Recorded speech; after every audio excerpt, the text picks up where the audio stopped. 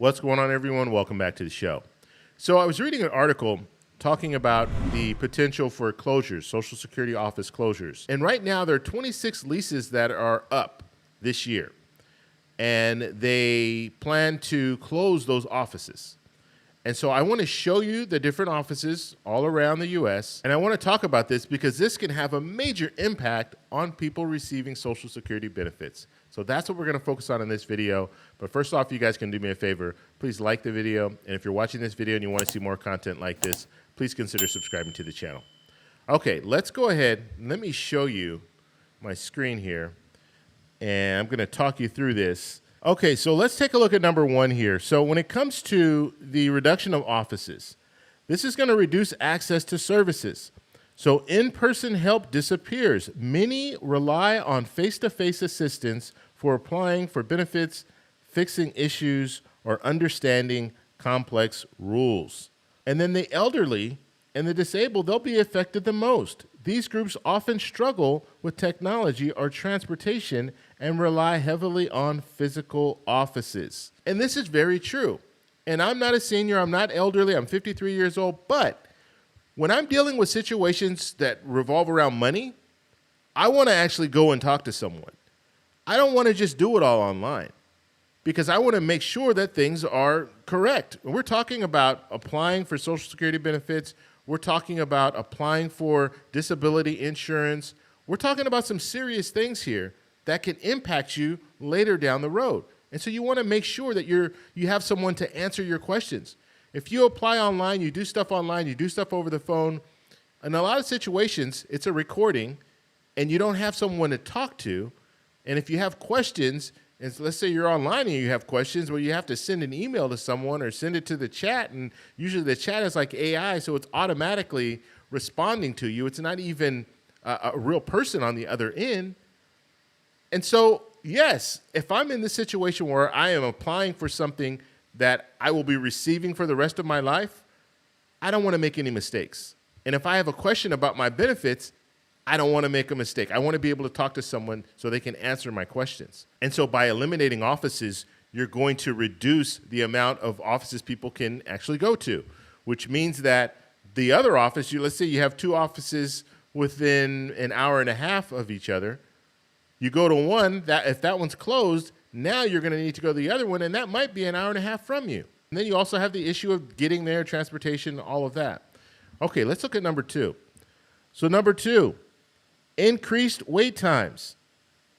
Other offices getting overwhelmed. We talked about this, okay? Closing one office pushes more traffic to nearby locations, leading to longer lines and delays.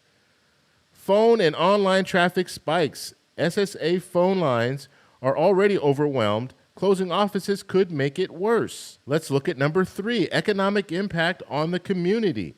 Job losses. This is not being talked about a lot. Job losses is not being talked about a lot, and they should be talking about this. So you have SSA employees, they can lose jobs or have to relocate, and then reduce foot traffic. Local businesses near the office could lose customers who no longer come into the area. And this is why local businesses that are around these Social Security offices, they should be out there. They should be out there with the people, with the Social Security beneficiaries. They should be out there talking to Congress people saying, look, you can't do this. Because if this happens, these small businesses are going to suffer, and some of them will go out of business. Because you have a just think of it this way. You have a Social Security office, and you have people going to that office. Not only do you have people going to that office for services, you also have employees working there. And guess what? Those employees will go to the restaurants that are in the area. They'll go to the retail stores that are in the area. And that all helps the community. I remember, because I worked in government, county government. And we had a restaurant that was right next door to our office, one of the offices that I worked in. And every morning, I would go and get coffee. And then later in the morning, generally, we would all go down and we would get breakfast. And we did this probably not every day, but let's say 2 or 3 times a week. And it wasn't just me. It was other people that were doing the same thing, other employees that were doing the same thing. And it's not just the employees. You also have people who are going there for services that are doing the same thing. They're going, oh, you know, let me get a bite to eat before I leave, or let me get a bite to eat before I go to the office. And so you're helping these small businesses in the area. You get rid of that Social Security office, and now those businesses are not going to survive because a lot of their business is coming from you. Just think about it. Monday through Friday, they're getting a lot of foot traffic, and it's based on the fact that people are going to that government office. That's where they're getting the foot traffic. Because in most situations, you have a restaurant that's open between 8 and 5. A lot of people are at work, and they're not able to go unless they're really close by. They're not able to go to that restaurant. And so most of the money that they're making Monday through Friday is coming from that government office. And it will no longer be coming from that government office if they get rid of the government office. Okay, let's look at number 4. So greater digital divide. Not everyone is online. Many people, especially low income and other adults, may not have internet access or digital literacy. So we talked a little bit about that. Mistakes increase. Applying online without guidance can lead to errors, delays, or denial of benefits. And like I was saying, you don't have anyone to check what you're doing if you're doing it online. You don't have anyone to answer your questions if you're doing it online. And so you could make mistakes, which is going to delay the process, because if I apply for something and I make a mistake, then I submit it, and then a physical person has to check it out and figure out what I did wrong, and then send me an email or send me whatever saying, hey, you did this wrong, you're going to need to redo it. And I just had this happen to me a couple of months ago. I was applying. I have a small business, so I was applying for EDD in the state. And I filled out the application. Well, I filled it out wrong. And so they called me and told me, hey, you filled it out wrong. It took like a couple of weeks for them to call me and tell me that I filled it out wrong. And then I had to fill it out again. And so I went ahead, went online again and filled it out. And luckily I got it right. But this takes more time. Whereas if I were, if I could call someone and talk to them and answer my questions, because the reason that I filled it out wrong is because I didn't understand what they were asking me, so I put the wrong information in there. If I had someone to answer that question up front, then it wouldn't have been delayed 2 weeks.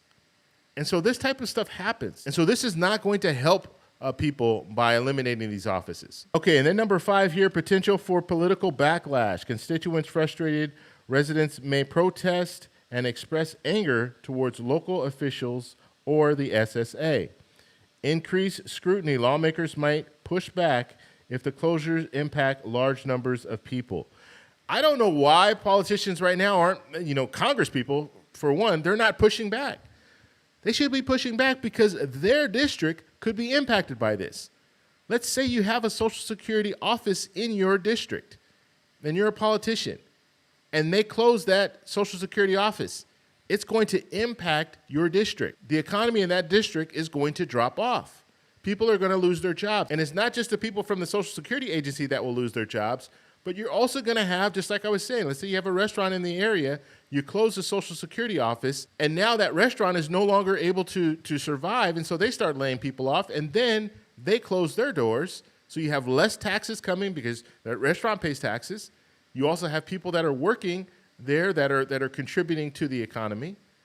And so I do not understand why Congress people aren't out saying, no, you know what, we're not going to be closing these offices.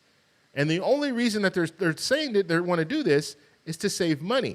But in the long run, it might end up costing you more money because of the tax revenue that would be coming in, that won't be coming in anymore. And so this is pretty dire. Now let me show you, I want to show you the different states that are impacted by this. And so these are the 26 offices that will be impacted all over the U.S. They're talking about 47 total, but 26, we have the expiration of the lease. So we know that. And so we know on these dates that if they don't renew the lease, then they'll have to shut down these offices. So we have one in Alabama, September 30th. We have one in Arkansas. Actually, we have 2 in Arkansas, one on April 25th and one on May 25th. We have one in Colorado, and that will be on June 21st. We have one in Florida.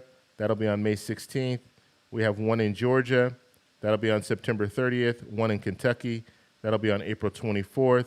One in Louisiana. That'll be on April 25th. We have 3 in Mississippi, 2 on June 1st and 1 on May 1st. We have 1 in Montana, June 21st. We have 4 in North Carolina, 1 on August 1st, one on June 23rd, one on June 24th, and then another one on June 24th. We have one in North Dakota, that's on June 21st, one in Nevada on June 1st, two in New York, one on May 31st and one on July 31st, one in Ohio on May 17th, one in Oklahoma on April 25th, two in Texas, one on May 7th and one on May 25th, one in West Virginia on April 30th, and one in Wyoming on June 20th. And so those are the 26 Social Security offices that are targeted for non-renewal of the lease. So basically shutting down those offices. So I want to know what you guys think about this. Let me know in the comments below. If you like this video, please give me a thumbs up. Please subscribe for more, and I'll talk to you in the next one. Bye.